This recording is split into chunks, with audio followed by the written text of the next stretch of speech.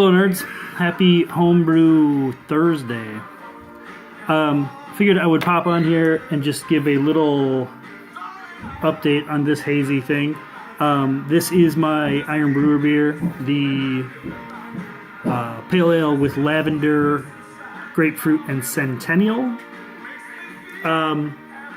This is straight out of the fermenter. There's some chunks of grapefruit in there that came out of the siphon. All in all, this is pretty close to what we're shooting for, especially as it warms. I was right when I pulled it out of, I just ran a jar out of the fermenter, but it was super cold. I had a cold crashing at like 32 degrees.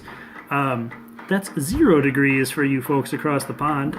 Look at me and my Celsius conversion skills. So right out of the fermenter, it was fairly low on flavor. You definitely got the lavender aroma on it right away. Now as it's warmed a little bit, it's a lot rounder.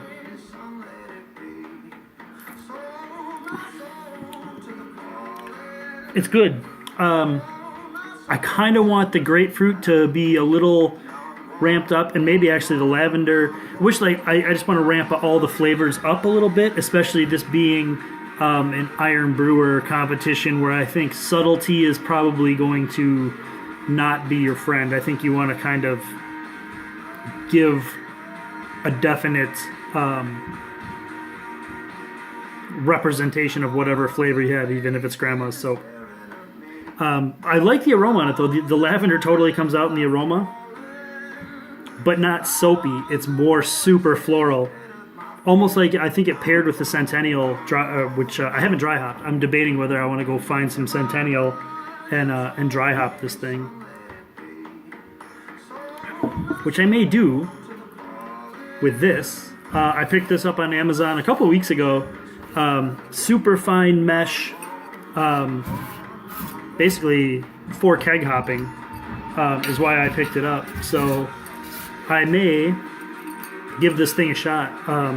Put a couple ounces of Centennial, some grapefruit zest, and maybe just like 4 lavender flowers, just to sort of bump everything up. I'm not sure if I will do grapefruit juice to lift that flavor a little bit. I'm not sure if it needs it, but I think it could fall all over the table.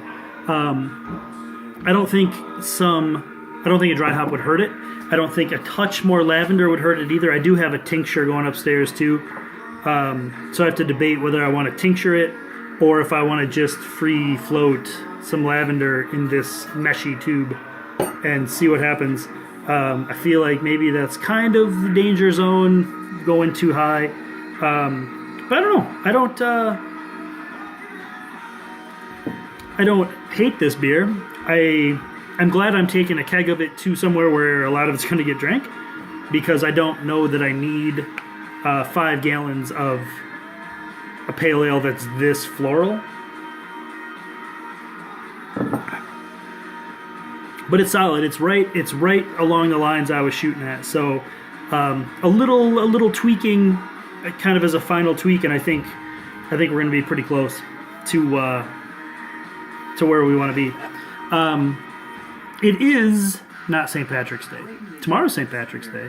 But I'm going to be out and about on St. Patrick's Day, hitting the opening of Swing Bridge Brewing Company, where the beer that I helped brew will be on tap for the first time, which is pretty rad. But I thought, since it's almost St. Patrick's Day, and obviously it's NCAA tournament time, so go Badgers. Kind of got dicked into an 8 seed playing Virginia Tech, but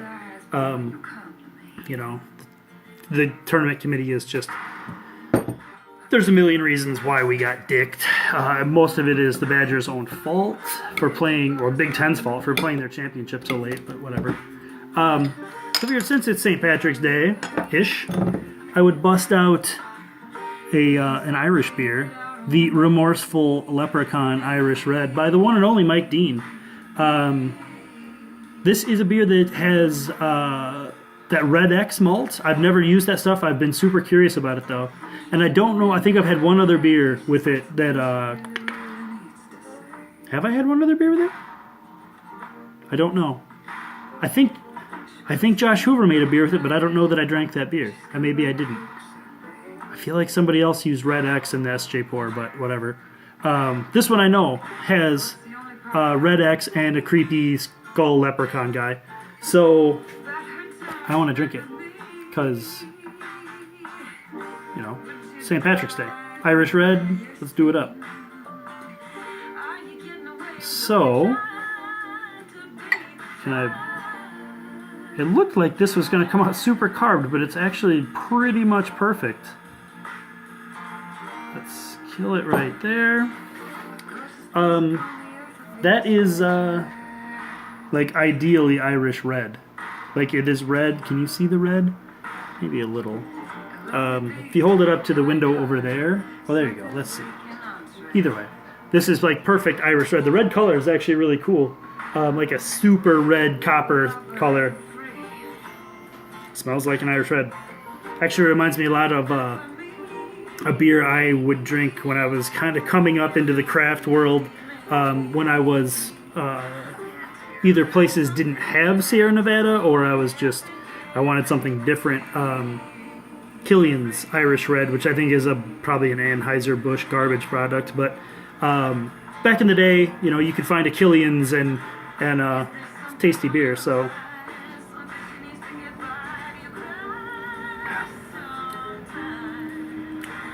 that is a cool beer. Wow, you don't get a ton of aroma off it at all. But then the flavor is like Caramel Town.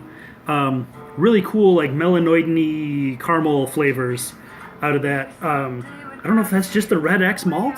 I always was under the impression that was a fairly neutral base grain that just had weird color, but really brings a lot of like C60, C80 kind of caramel notes.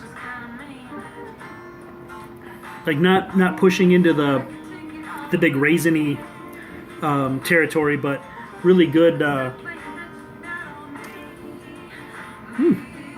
really good like toasted caramel notes. That's pretty awesome. Michael, well done, sir. Yeah, I was gonna just like knock this thing back on camera, but this feels like a beer that needs to be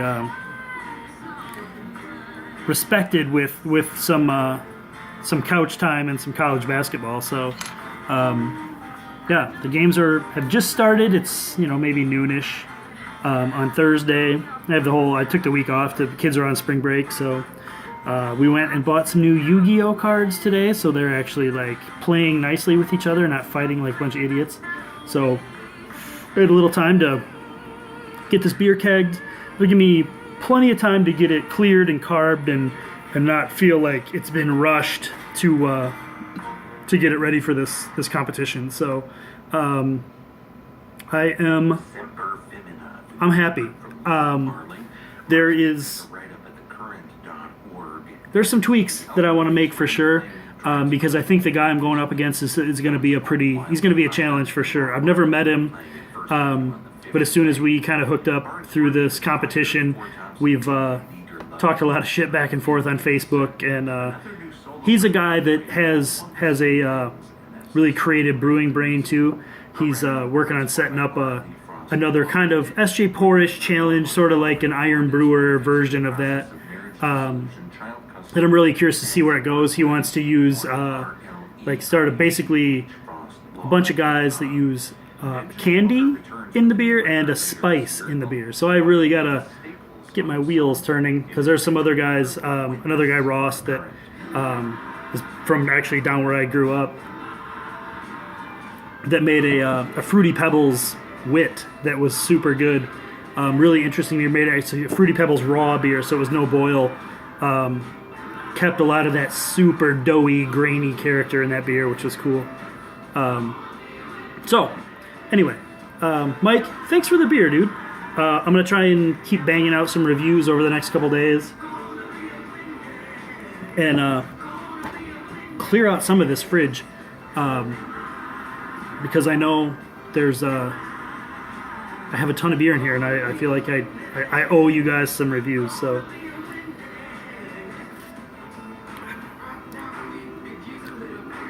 comparing those two, after the malt bomb of this, the lavender jumps out of this thing. The grapefruit, not so much. So I think I'm for sure going to kick the grapefruit up a little bit. And I'm going to swing somewhere tomorrow and see if I can't find some Centennial and keg hop some Centennial and some grapefruit zest. Maybe leave the lavender where it is for the time being, because I can always tincture, add a little bit of the tincture at pretty much any time and bump that flavor. So there you go. There's the update into my brain for the week.